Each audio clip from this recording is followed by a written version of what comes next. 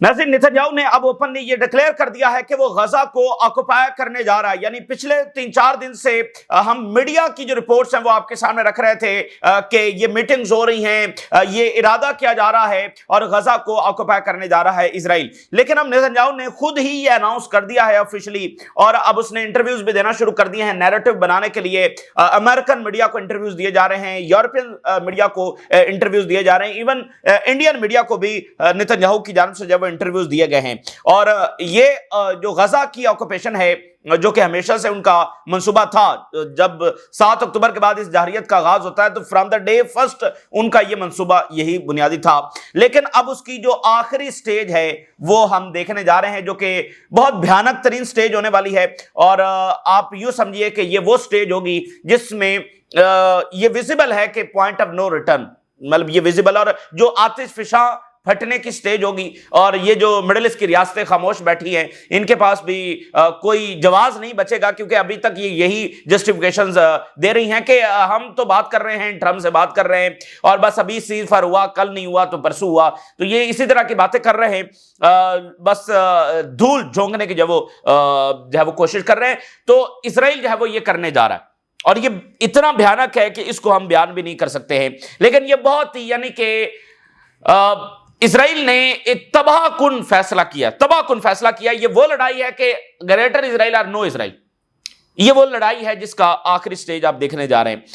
अच्छा, इसी दरमियान हंड्रेड्स ऑफ जो बरतानिया के राइटर्स हैं, इन्फ्लुएंशियल लोग, वो सामने आ गए। उन्होंने कहा कि फिल फॉर जब इजराइल के साथ जो तिजारत है उसको खत्म किया जाए, और वर्ल्ड वाइड जो थाउजेंड्स ऑफ इजराइलीज हैं, जो इनका डायस्पोरा है पूरी दुनिया में, वो नेतन्याहू को उसने खत लिखा है। थाउजेंड्स की तादाद में खत नेतन्याहू को मौसूल हुए हैं, और इनके डायस्पोरा ने कहा है कि ये जंग रोकी जाए, और वगरना ये है कि वर्ल्ड वाइड इजरायली जो है वो गैर महफूज हो रहे हैं। जहां जहां वो दुनिया के जिस कोने में जा रहे हैं, वहां वहां पर वो लोग जो है वो उनको वेलकम नहीं कर रहे हैं, और वाकयात पूरी दुनिया से रिपोर्ट हो रहे हैं। सुप्रीम लीडर ने कुछ मेजर रीशफल किया है, कुछ बड़ी अपॉइंटमेंट्स की हैं, अपने जो करीबी तरीन लोग हैं, जो उनके वफादार हैं, उनकी अपॉइंटमेंट्स हुई हैं, जो बताता है कि काफ़ी बड़ी तैयारी ईरान में मुसलसल जारी है। और ईरान ने जो हमसाया ममालिक हैं, अरब और टर्की, इन सबको भी मैसेज भेजा है कि इसराइल क्या प्लानिंग्स कर रहा है।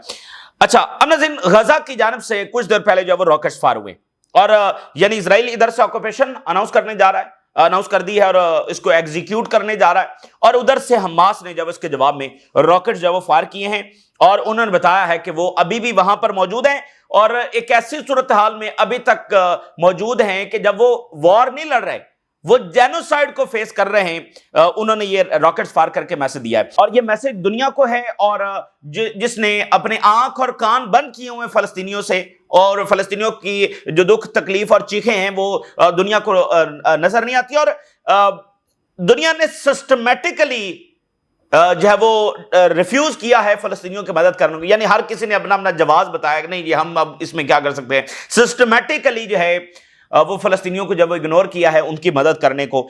और ये मैसेज जो है वो अरब्स को है, उन अरब रियासतों को जो कि इजराइल के साथ तिजारत करते रहे, इजराइल के साथ इंटेलिजेंस शेयर करते रहे।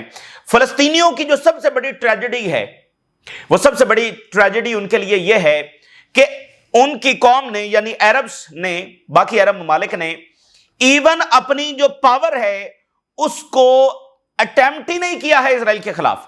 एक होता है कि उन्होंने अटेम्प्ट किया और वो फेल हो गए, लेकिन सबसे बड़ी ट्रेजेडी यहां पर यह है कि इन्होंने अपनी ताकत को इस्तेमाल करने की अटेम्प्ट ही नहीं की है।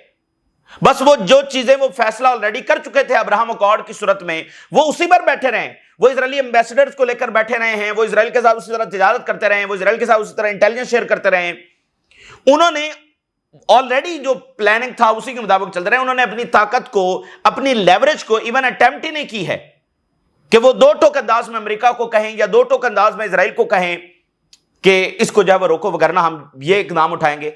इन्होंने ये अटेम्प्ट ही नहीं की है, और ये सबसे ज्यादा तकलीफ दे बात ये है। और क्या है कि अमेरिका की जेबें भरने की जो है उल्टा इन्होंने बातें की कि ट्रिलियंस ऑफ डॉलर्स देंगे, और वहां पर भी क्या है, ये अमेरिकी और इजरायली खेल का निशाना बने हैं। यानी यूं ही ये चाहता है कि कतरीज एंड सऊदी से उसका ज्यादा इन्फ्लुएंस हो, और कतरीज जो हैं वो ये चाहते हैं कि वाइस वर्सा इन दोनों से उनका ज्यादा लेवरेज अमेरिका के ऊपर हो। और सऊदी अरेबिया ज़ाहिर है कि वो अपने आप को ऐसा लीडर पेश करता है, تو وہ چاہتا ہے کہ سب زیادہ انفلوئنس جو اس کا ہونا چاہیے. تو الٹیمیٹلی انہوں نے ایک دوسرے کے خلاف بھی پیسے امریکہ کو دیے, اور پھر جو سو کالڈ ایرانین تھریٹ ہے اس کے خلاف جو وہ پیسے دیے. تو یہ جو اتنی بڑی ویلتھ ان کو میسر آئی ہے. اور اگر ہم ہسٹوریکلی دیکھیں تو پچھلا جو 800-900 سال ہیں تو اس میں تو عثمانی یہاں پر حکومت کر رہے تھے نا, یہ ٹرکس یہاں پر حکومت کر رہے تھے. تو یہ تو پچھلی سینچری سے جب سلطنت عثمانیہ ٹوٹی ہے تو پھر عرب جو ہے وہ یہاں پر آئے ہیں, یعنی ان کو اپنی ریاستیں ملی ہیں, اور پھر اتنی بڑی ویلتھ جو ہے وہ ان کو میسر آئی. تو انہوں نے کیا کوئی بڑی یونیورسٹیز یہاں پر بنائی, کیا کوئی اپنی بڑی سورینٹی جو ہے وہ یہاں پر حاصل کی, یا فلسطینیوں کے لیے انہوں نے اپنی لیوریج کو اور ویلتھ کو کتنا استعمال کیا. تو یہ بہرحال ایک تاریخ کا آپ کہہ لیں کہ ایک المناک صورتحال ہے. تو یہ حماس کا ان سب کو میسج ہے کہ ہم آخری وقت تک جب یہاں پر ریزیلینٹ ہیں, اور یہ جو اسرائیل اب اس کو آکوپائی کرنے کی بات کر رہا ہے تو ظاہر ہے کہ اس کا جو سپائرل ہے وہ پورے ریجن میں ہوگا. اور یعنی یہ ان کی اسٹریٹجک مسٹیک ہے کہ یہ ابھی تک خاموش بیٹھے رہیں.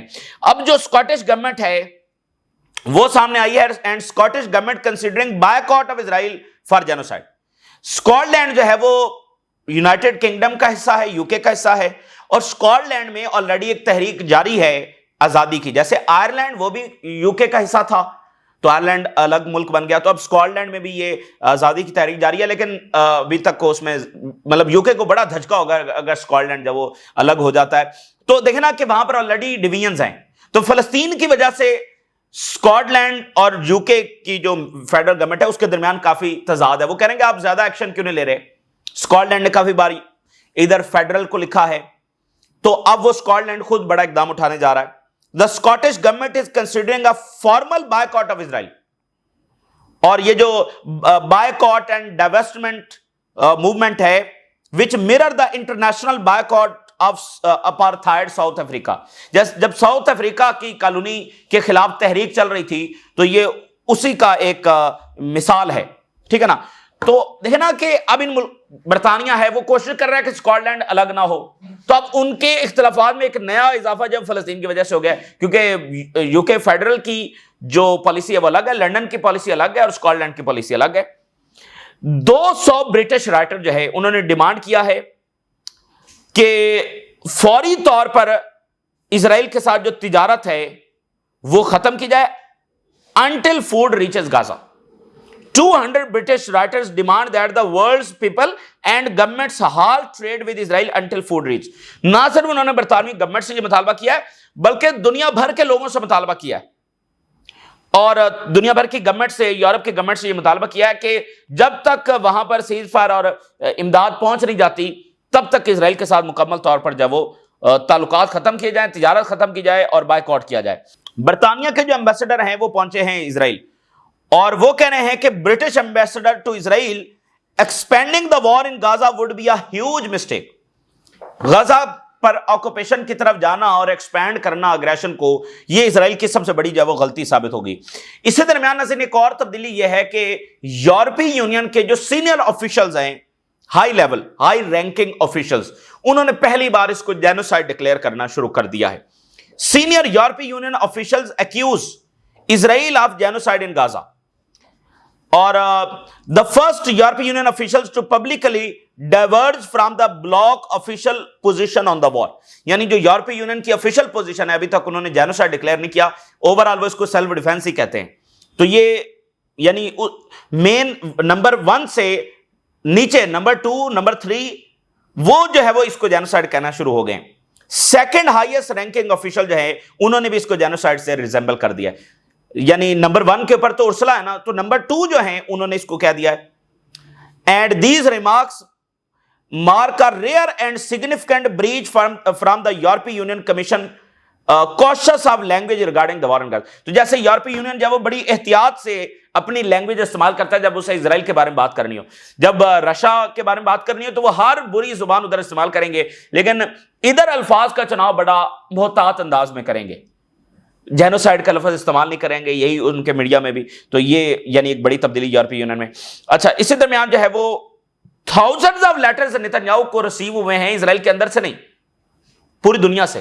جو ان کا ڈائسپورا ہے جو پوری دنیا میں ہے, یورپ میں خاص طور پر ویسٹرن کنٹریز میں, امریکہ میں, تو thousands of letters, at least 4,000 letter जो है वो इनके जो इन्फ्लुएंशियल लोग हैं पूरी दुनिया में वहां से नेतन्याहू को रिसीव हुए कि हम गैर महफूज बन रहे हैं, हम जहां जाते हैं वहां पर थू थू हो रही है, तो इसको रोको, इस जंग को रोको.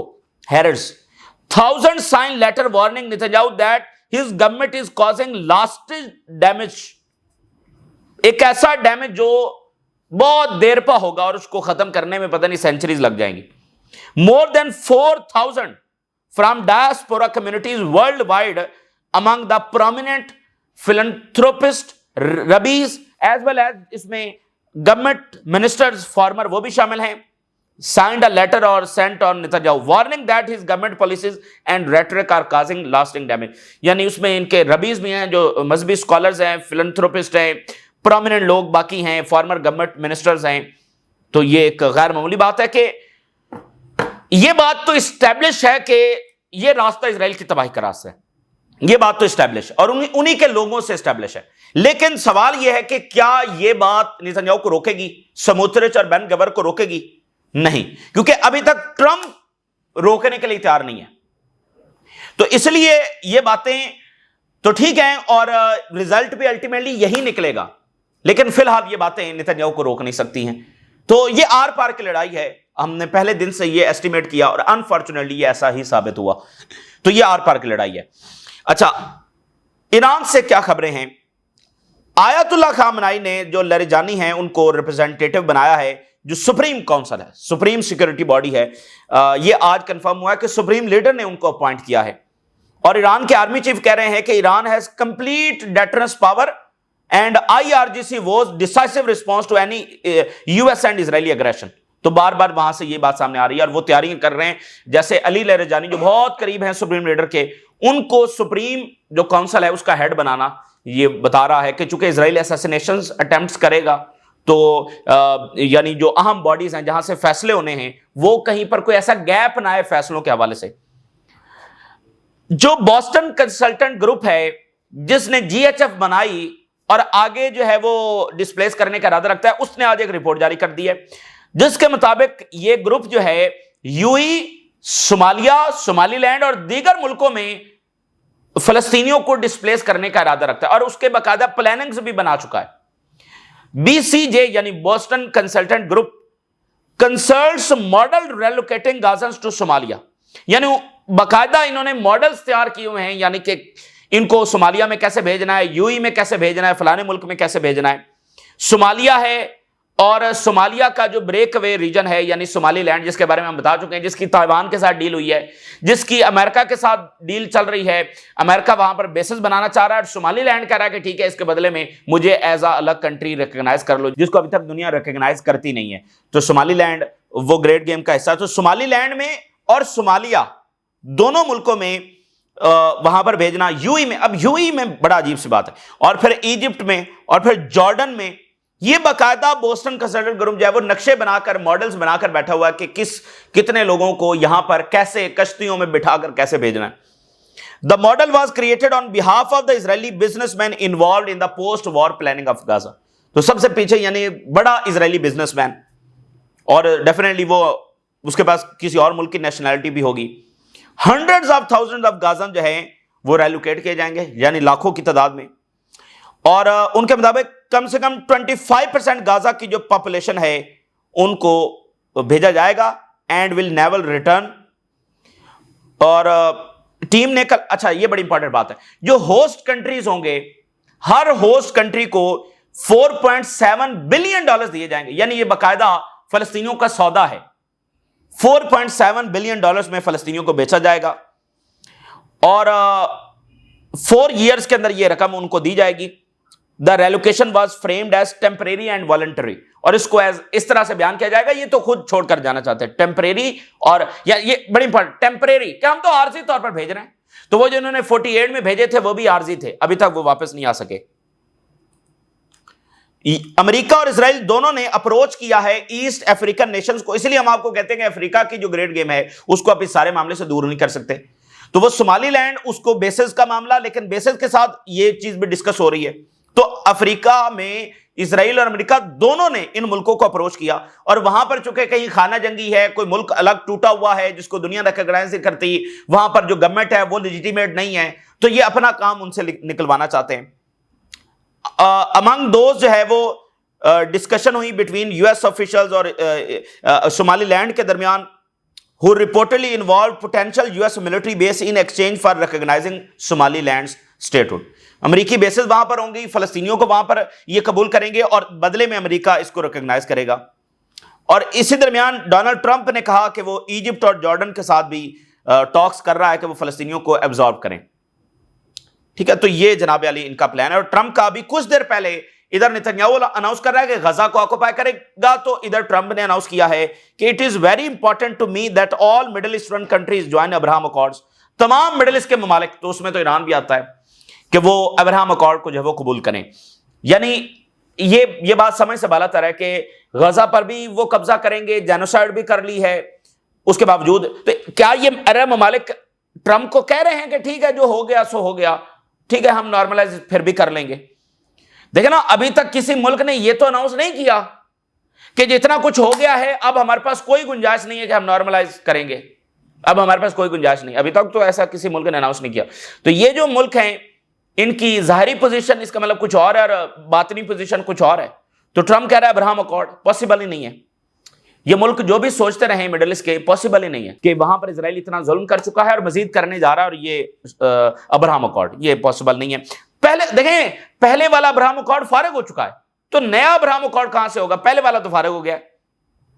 ٹرکش میڈیا نے پھر صحیح آڑے ہاتھوں لیا ہے، when starvation becomes newsworthy thanks Mr. Trump، اور آگے انہوں نے لکھا کہ کم سے کم 2 سال کے بعد ٹرمپ کو خیال تو آیا کہ یہاں پر بچے جو وہ بھوک سے مر رہے ہیں، اور شکریہ ٹرمپ صاحب کہ آپ نے ریکگنائز کیا کہ یہ جو بچوں کی تصاویر آ رہی ہیں کہ آپ نے کہا کہ نہیں نہیں وہاں پر ریئل سٹارویشن ہے، شکریہ ٹرمپ صاحب آپ نے ایسا کیا۔ اور ٹرکش میڈیا نے لکھا کہ یہ ایسے ہی ہے کہ a man watching a fire burn، کہ آگ جل رہی ہو، آگ لگی ہو اور ایک شخص جو ہے وہ کافی پی رہا ہو اور کسی کو کہے کہ someone should do something۔ تو ٹرمپ صاحب بھی تو یہی کر رہے ہیں نا، اچھا وہاں پر امداد جانی چاہیے، اچھا بڑا برا ہو رہا ہے، اچھا بڑے سٹارویشن، مجھے تو بالکل اچھا نہیں لگ رہا، ٹھیک ہے نا، میں تو امن لانے والا ہوں، مجھے تو اچھا نہیں لگ رہا کہ غزہ میں یہ سارا کچھ ہو رہا ہے۔ تو یہ 21 سینچری کا سب سے بڑا جوک ہے کہ ٹرمپ ایک رحم دل شخص ہے اور ایک جنگیں ختم کروانے والا ہے۔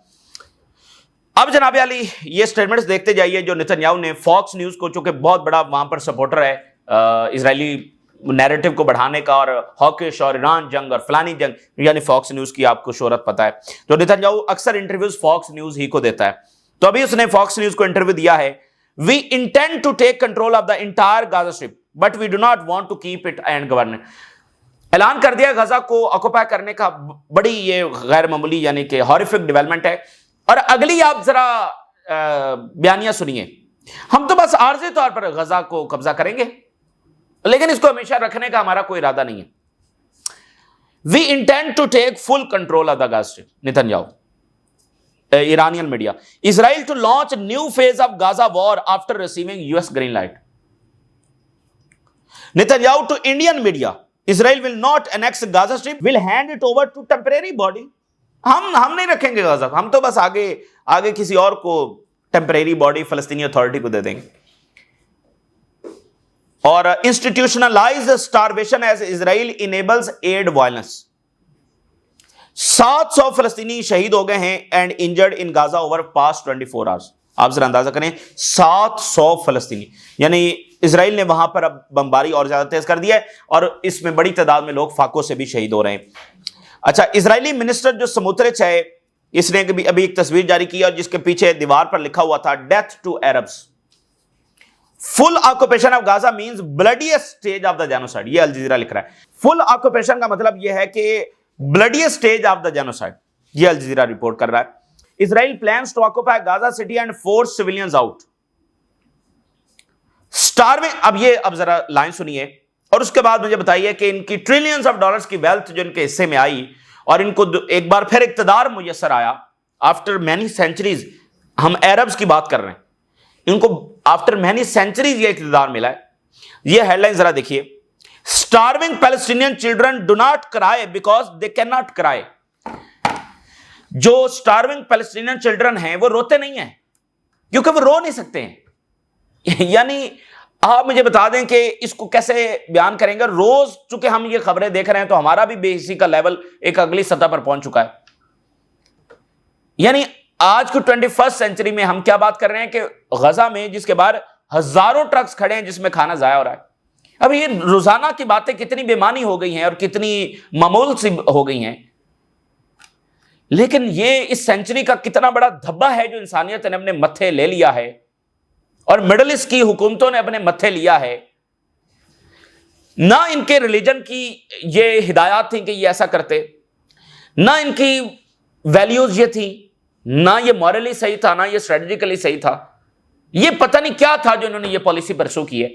और इवन दुनिया, global south, African Nations, Latin American, central Asians, ये सारे हैरान है कि ये अरब्स की डिग्निटी देखकर वो हैरान है कि ये कौन है भाई, ये कौन लोग हैं जिनके अपने लोग अपने रीजन में इतना कुछ हो रहा है और ये खामोश बैठे हुए हैं। ये उसी अमेरिका और इजराइल के साथ डील कर रहे हैं। ये पॉलिसी दुनिया की कौमों की समय से बालातर है कि ये कौन सी पॉलिसी है जो ये परसू कर रहे हैं।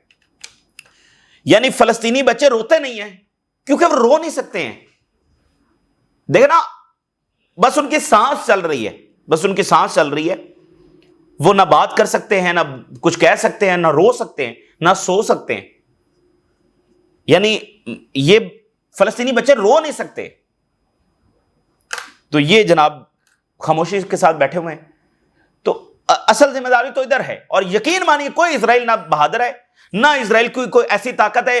ईरान ने क्या कुछ किया उसके साथ, तो ये इजराइल बिल्कुल ये जो कुछ हुआ है, ये इनकी जो खामोशी है वो मुकम्मल हिस्सेदार। अब ये बगैर किसी लगी लिपटी की ये बात है और ये हर कोई कहेगा। आज हम ये कह रहे हैं, हर तरफ से ये बातें आपको आने वाले दिनों में आना शुरू हो जाएंगी।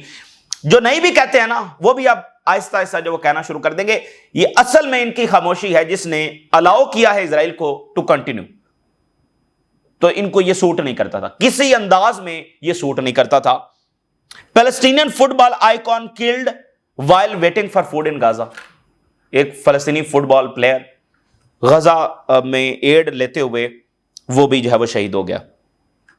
तो ये जनाब अली इस वक्त की ताज़ा तरीन सूरत हाल है जो आपके साथ शेयर की, और काफ़ी भयानक टाइम मजीद आगे आने जा रहा है।